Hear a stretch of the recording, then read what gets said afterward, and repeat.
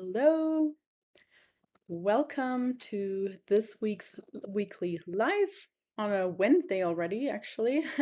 Just had to rearrange some things in my schedule. But today I want to talk about underrated tools for better sleep.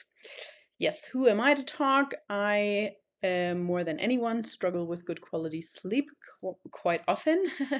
But here is the theory, and I have actually noticed that a lot of them are quite helpful when I manage to implement them as well. So, I want to pass them on, and I titled this Underrated Tools for Better Sleep because we often just think of the obvious ones, such as um, for example, not having any coffee or caffeine really late on, or in the sense of not eating a huge meal before we go to sleep, right before we go to sleep, and those kind of things. And of course, I'll touch on that also, but I want to talk more about things related to mindset because I do think that they're quite helpful, or at least that's the first one that I want to start off with.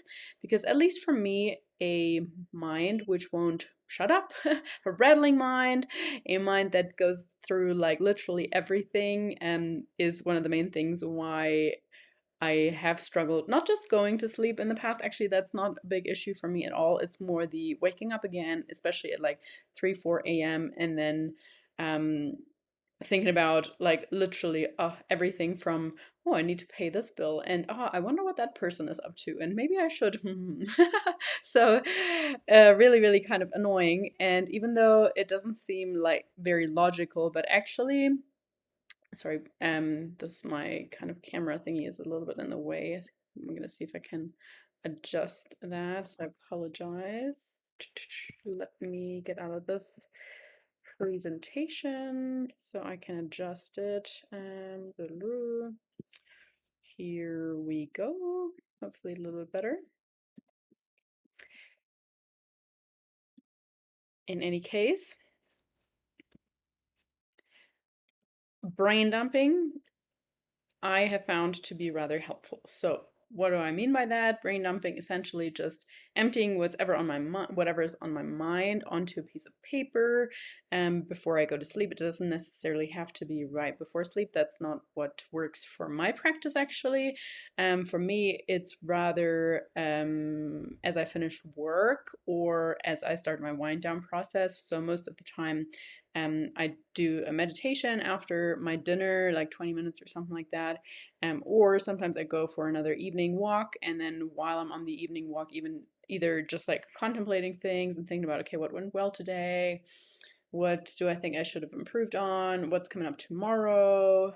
What's kind of worrying me? Those kinds of things. Every now and then I'll do something weird, like actually making myself just a voice note, not necessarily that I would ever listen to that again. I actually have never done that before, but more in the sense of just not feeling so stupid, just talking to myself as I'm walking. So, and it feels very different. So let's say if I just pretend like I'm walking around, I'm like, oh, okay, so hi Lisa, how was your day? And I don't necessarily say that, but sometimes that just helps me like process my day if I don't feel like actually journaling it out. And I do a little bit of a journaling practice in the morning, but I find it very different in the evening. So just kind of letting go of things, and then after that, actually trying not to think of it again. So just watching something mind numbing, or it doesn't have to be mind numbing, or just spending quality time with your family, but trying not to go back to that place of, oh, this is coming up tomorrow and that's on the agenda. Like really trying to finalize or to make that like a cut of line enough, process that and done, and there's nothing I can do like worrying or thinking about it that would change that. And of course it can be a prayer, it can be anything that works for you, but just that sort of process of like giving your worries to something else, to whether it's a literal place and writing it out, or just a higher power or whatever. I find that very, very helpful actually for better sleep. Of course, it's also, man, my picture really today is just in the way. I hope you can learn that anyway. But of course, a physical wind down routine as well. So something that physically or physiologically activates your parasympathetic nervous system. So it could be going into the sauna, it could be taking a warm shower, it could be, again, going for a walk or mobility. What that shower or warmth exposure will do, we'll talk about a little bit later on also. But just a physical signal to your brain that this is cut off. Here is work time, now is relaxing time, and it doesn't need to be like right before bed. In fact, it's probably better if it's like a couple of hours prior. But it could be something like doing 3 stretches every single evening. So it might look like you're having your dinner, putting the kids to bed, doing the dishes, doing 10 minutes or 5 minutes of meditating, or even just walking around the block, and then doing 3 stretches. And that's your physical symptom to, or physical cue to initiate that now I'm not doing anything. And after that, like, try not to do any house chores anymore where you gotta walk around or where you're like reactivating that sympathetic nervous system essentially. So setting a physical cue, literally a physical cue. It could also just be um, turning the blinds down and changing into your pajamas, even if it's 8 p.m., but like a physical cue. We are such cue creatures. We're really not that much different from dogs when it's like, most of you have probably heard of that. What is that experiment called? But anyway, like the guy who like rang a bell every time he fed his dog, and then at some point they would just like ring the bell without feeding the dog, but the dog would already saliva, and because it's like such a cue. So, utilize those cues. Auditory or visual cues, super super powerful as well. So like closing your eyes or listening to a particular song, piano or music or whatever that's helping you wind down, also super super powerful. Yeah, of course, meal quality and timing does play a role, and we don't want to ignore that completely. I think while most of us know like a huge meal right before bed doesn't feel that great, we also know like overall calories is the most important thing when it comes to weight loss or weight gain. But when it comes to sleep, really, it is quite individual. Some people do quite well with having a larger meal, maybe like just 2 hours or an hour and a half before bed. Other people might prefer to have their largest meal or their dinner at like 6 and then just having a snack before bed. I wouldn't go to bed too hungry unless you're like in the steep phases of your calorie deficit. But there's a typo. That's great. Hungry, not obviously not hungry. Um, but just generally speaking, that does sometimes tend to wake people up. And even if you're in a cut, it can be very beneficial to have more carbs at night, save the most amount of calories for your evening meal in order to help you with sleep. And so when it comes to the carbs, the quality is super important.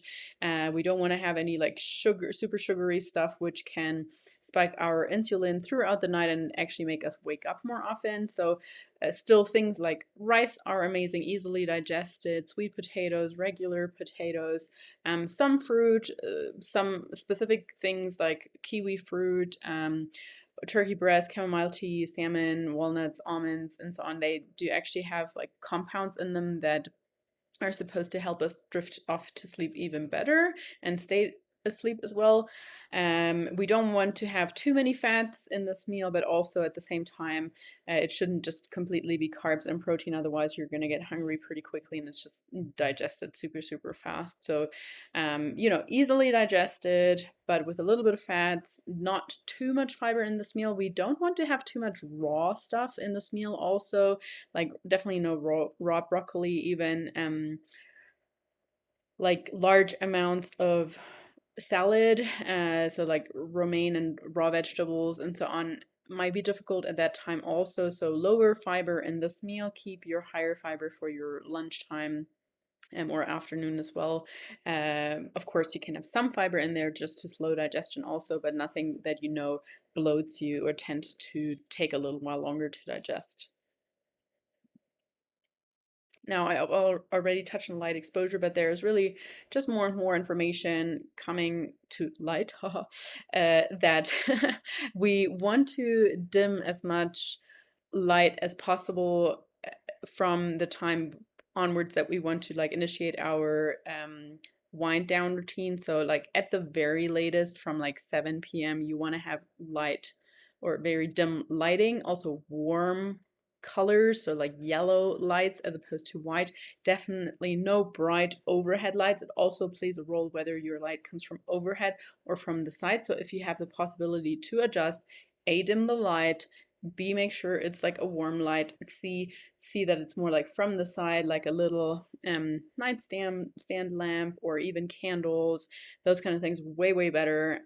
Helps you so much more to really wind down than the opposite that we want in the early half of the day that helps us wake up. So like kind of more that bright, almost yeah, white or blue light from the top that's going to help you stay alert more. So for most people, it might even be from like 4 p.m. onwards, just kind of dimming that a bit more. And of course, when it comes to light exposure, we also have to talk about screens. So minimizing that screen exposure and of course like dimming the screens where possible. I personally am a big fan of cutting off screen time completely, or at least from your phone and laptop, like 30 to 60 minutes before going to sleep, and no phones in the bedroom. That's what I'm very adamant about. I don't think that a TV screen is so as bad, like up until maybe 30 minutes before going to bed, simply because we can't like scroll through it so quickly and it doesn't keep our brain as active as if you're like if it's so close up. And also when you're like scrolling, you're obviously like choosing and thinking and have all these things flashing by, instead of just sitting there passively observing or absorbing your favorite show. So I think if you watch something, you know, up until 30 minutes before going to bed, that's okay. I would stay away from having a screen in your bedroom, simply because again, it doesn't give us the opportunity to like give that cue in your brain, okay, bedroom is for sleeping, a lounge is for being awake. So it's the lines are a little bit more blurred there. The bedroom should really not be for any phone time. It should just be for sleeping and, you know, some other cuddling experience. But apart from that, really nothing else. And of course, with that, no, first let's talk about supplements. Yes, otherwise I was going to go into temperature, but that will come a little bit later. So supplements I should have probably mentioned more in conjunction with food, but this might not be as so underrated. Most people are aware of the importance of magnesium for good sleep. What most people probably don't know as much is that magnesium threonate in particular is super helpful for sleep. Magnesium citrate is better for digestion. Magnesium malate is more for like helping your body with physical recovery.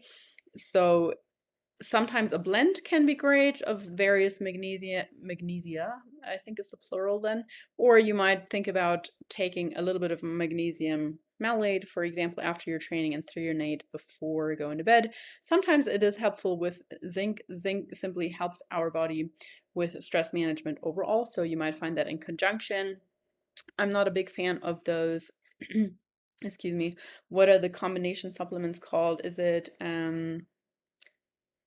MZA or ZMA or AMZ or whatever, where you have magnesium, zinc, and vitamin B? I think I personally prefer individually dosed supplements, so I would opt for that instead. Of course, omega-3, another supplement most people are aware of, isn't directly related to good quality sleep, but since it helps your body fight off pretty much anything negative, and helps your body recover better, I still put that there.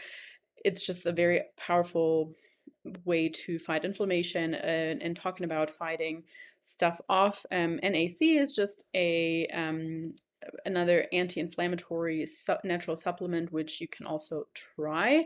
Ashwagandha and other adaptogens again might just help your body deal with stress better and therefore help with sleep.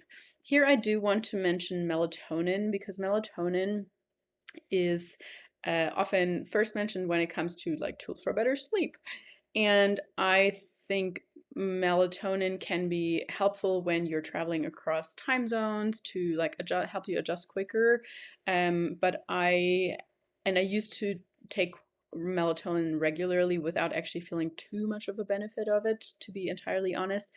But what I am learning more and more by digging deeper is that continued use of melatonin, this is not going to happen if you take it every now and then, but continued consistent use of melatonin may actually interfere with other hormones in a negative way, such as your estrogen, testosterone, progesterone, and so on. So just be cautious with taking that for too long. And I would only really use it specifically if at all, or like very targeted. What can be helpful sometimes, just to get that calming neurotransmitter stimulus, is like supplementing with GABA. GABA is a neurotransmitter which is or should be released naturally by the brain, but sometimes our brain needs a little bit of extra help if we have too much stimulation going on. So GABA from time to time can be helpful, in my opinion. Now, jumping back to the temperature, most people also know that keeping your bedroom cool and dark and quiet, of course, is very, very helpful, because our body wants actually like snuggling up under that blanket. That's what we want. We don't want to feel like, oh, it's too hot, I can't sleep. Your body temperature actually needs to come down in order for you to drift off. I think it's about a degree or something like that. So not a huge drop, but it does need to drop in order for you to go to sleep. And so, what we can do to assist with that is actually expose our body to warmth. So, a warm shower, or going into the sauna, or just putting on some extra layers. Well, no, the extra layer actually won't help unless you take it off again afterwards. But, some warmth exposure so that your body temperature can come down, and then going into your cool room to drift off and making sure that the room stays cool, because oftentimes when we wake up throughout the night, it's actually because we're too hot. And in that instance, we want to have the possibility to expose our feet, our shoulders, our hands, and of course the face, which are some of the areas where we can get rid of excess heat the quickest way. Yeah, as I already mentioned, in conjunction to the first point, also just feeling grateful for things and bringing your attention back to the positive of everything that's going on in your life is actually very, very beneficial. Or even just a good hug before sleep, kissing your kids goodnight, cuddling with your dog. But although dogs ideally not in the bedroom and definitely not in the bed if you want to have a good quality sleep, but just bringing that attention back to everything positive can be super helpful for you to realize, hey, my problems are not that big. My mind doesn't need to be racing right now. Everything that I'm thinking about right now actually doesn't really matter that much in the grand scheme of things. And just feeling safe, feeling secure, feeling like you have other people that need you, that you care for, that care for you, and so on. Definitely, it can also contribute to a better night's sleep.